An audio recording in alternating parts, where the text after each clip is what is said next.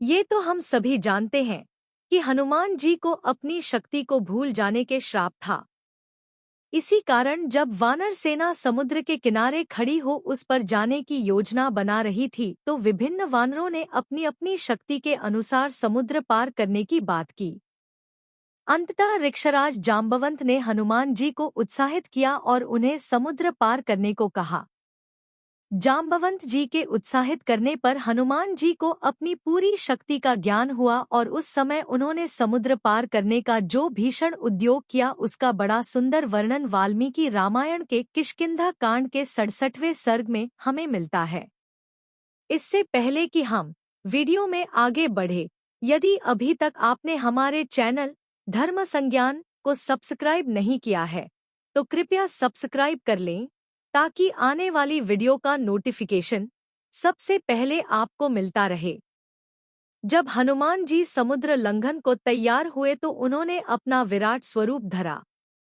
उनका वो रूप देखकर सारे वानर अति उत्साहित होकर जोर जोर से गर्जना करने लगे।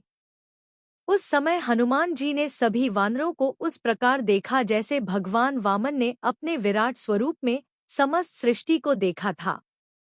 उन सभी का उत्साह देखकर हनुमान जी ने अपने शरीर को और भी बढ़ाना आरंभ किया और अपनी पूंछ को जोर जोर से पटकने लगे।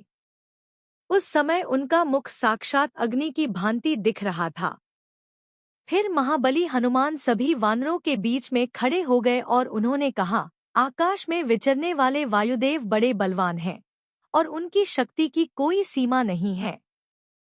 अग्निदेव के सखा वायुदेव अपने वेग से बड़े बड़े पर्वत शिखरों को भी तोड़ डालते हैं। अद्वितीय वेग से चलने वाले उन वायुदेवता का मैं औरस पुत्र हूँ और छलांग मारने में उन्हीं के समान हूँ। कई सहस्त्र योजन तक फैले हुए महामेरु पर्वत जो आकाश के बहुत बड़े भाग को ढके हुए हैं, उनकी मैं बिना विश्राम किए सहस्त्रों बार परिक्रमा कर सकता हूँ। अपनी इन भुजाओं के वेग से मैं समुद्र को भी रोककर उसके जल से पर्वत, नदी और जलाशयों सहित इस पूरे संसार को जलमग्न कर सकता हूँ।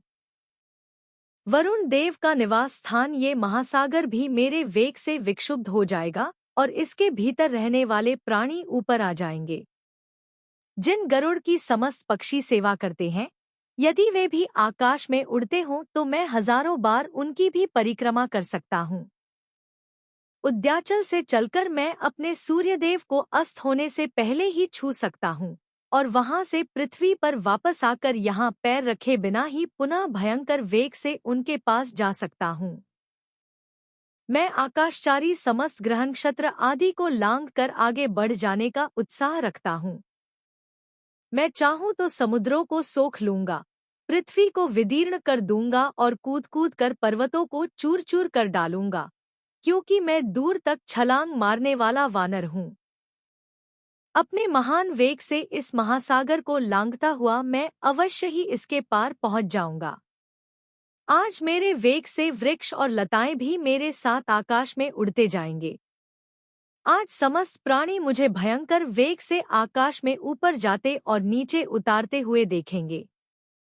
तुम लोग देखोगे कि मैं महगिरी मेरु के समान विशाल शरीर धारण करके स्वर्ग को ढकता और आकाश को निगलता हुआ सा आगे बढ़ूंगा। मैं मेघों को छिन्न भिन्न कर दूंगा, पर्वतों को हिला दूंगा और समुद्र को भी सुखा दूंगा। इस समुद्र को लांघने की शक्ति केवल गरुड़, वायुदेव या मुझमें ही है। पक्षीराज गरुड़ और वायु देवता के अतिरिक्त मैं किसी और को नहीं देखता जो मेरे वेग की तुलना कर सके। मेघ से उत्पन्न विद्युत की भांति मैं पलक झपकते ही आकाश में उड़ जाऊंगा। इस समुद्र को लांघते हुए मेरा वही रूप प्रकट होगा जो तीनों लोकों को नापते हुए वामन रूपधारी भगवान विष्णु का हुआ था। मुझे निश्चय ही जान पड़ता है कि मैं विदेह कुमारी का दर्शन करूंगा, अतः तुम सब अब प्रसन्न हो जाओ। वेग में मैं वायुदेव और गरुड़ के समान हूँ और मेरा ऐसा विश्वास है कि इस समय मैं 100 योजन तो क्या 10,000 योजन तक भी जा सकता हूँ। औरों की क्या बात है, वज्रधारी इंद्र और स्वयंभू ब्रह्मा जी के हाथ से भी मैं बलपूर्वक अमृत छीनकर यहाँ ला सकता हूँ। पूरी लंका को भी भूमि से उखाड़कर अपने हाथों में उठाए मैं चल सकता हूँ, ऐसा मेरा विश्वास है। उनकी बातें सुनकर सभी वानर चकित हो उन्हें देखने लगे और जामवंत जी को बड़ी प्रसन्नता हुई। उन्होंने कहा, केसरी के पुत्र, तुमने हमारा महान शोक नष्ट कर दिया है। तुम्हारे कार्य की सिद्धि के लिए हम सभी तुम्हारे लिए स्वस्तिवाचन का अनुष्ठान करेंगे। अब तुम इस महासागर के पार जाओ। जब तक तुम लौट कर आओगे, हम लोग तुम्हारी प्रतीक्षा करेंगे। अब हम लोगों का जीवन तुम्हारे ही अधीन है। तब हनुमान जी ने पुनः कहा, जब मैं यहाँ से छलांग मरूंगा, उस समय संसार में कोई मेरे वेग को धारण नहीं कर सकेगा। केवल इस महान महेंद्र पर्वत को ही स्थिर मानता हूँ, इसीलिए इसी के शिखरों पर पैर रखकर मैं यहाँ से छलांग मरूंगा। केवल ये महेंद्र पर्वत ही हैं जो मेरे वेग को धारण कर सकते हैं। ये कहकर हनुमान जी उस महान महेंद्र पर्वत पर चढ़ गए। महान शिखरों से युक्त उस पर्वत पर हनुमान जी इधर-उधर घूमने लगे। इससे उसके शिखर इधर-उधर बिखर गए। उनके भार से उस पर्वत से नए झरने फूट पड़े। वहां रहने वाले जीव जंतु भय से थर्रा उठे। बड़े-बड़े वृक्ष अपनी जड़ों से उखड़ गए। उस पर्वत पर रहने वाले गंधर्व और विद्याधर आदि असंख्य पक्षियों के साथ आकाश में उड़ गए। सर्प बिल में छिप गए और पर्वत से बड़ी-बड़ी शिलाएं टूटकर गिरने लगी। भय से घबराए ऋषिमुनि भी उस पर्वत को छोड़ने लगे। फिर हनुमान जी ने मन ही मन लंका का स्मरण किया।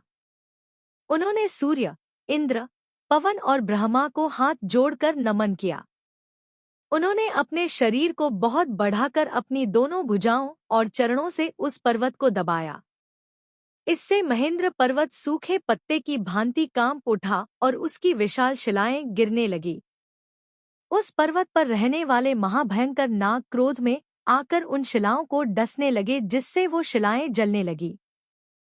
सभी विद्याधर, गंधर्व और उनकी पत्नियां और अन्य सिद्ध लोग आकाश में स्थित होकर हनुमान जी का ये अद्भुत कर्म देखने लगे। तब हनुमान जी ने अपने शरीर के रोए, झाड़े और महान गर्जना की। उन्होंने पहले अपनी पूंछ को आकाश में फेंका और फिर अपनी भुजाओं को पर्वत पर जमाते हुए अपने विशाल शरीर को सिकोड़ लिया। उन्होंने आकाश की ओर देखते हुए अपने प्राणों को हृदय में रोका और वानरों से कहा कि जिस वेग से श्रीराम का बाण चलता है, मैं भी रावण द्वारा पालित लंकापुरी को चलता हूँ। यदि मैं जनकनंदिनी सीता को लंका में न ढूंढ पाया तो इसी वेग से मैं स्वर्गलोक जाऊंगा और वहां उनकी खोज करूंगा। आज या तो मैं माता सीता के दर्शन करूंगा, नहीं तो रावण सहित लंका को ही उखाड़ कर ले आऊंगा। ऐसा कहकर हनुमान जी ने स्वयं को गरुड़ समझते हुए ही महान वेग से ऊपर की ओर छलांग मारी।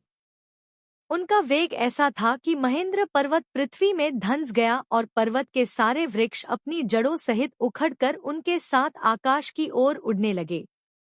उनमें से जो वृक्ष भारी थे वे थोड़ी देर में समुद्र में गिरकर डूब गए।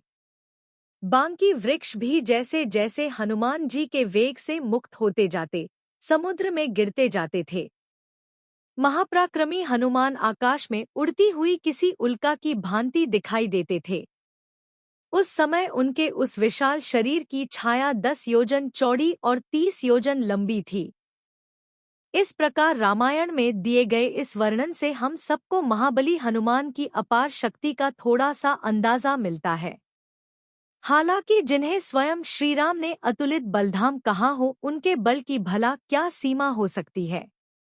यदि आपको यह वीडियो पसंद आई हो तो कृपया कमेंट करें, लाइक करें और साथ ही वीडियो को आगे शेयर भी करें।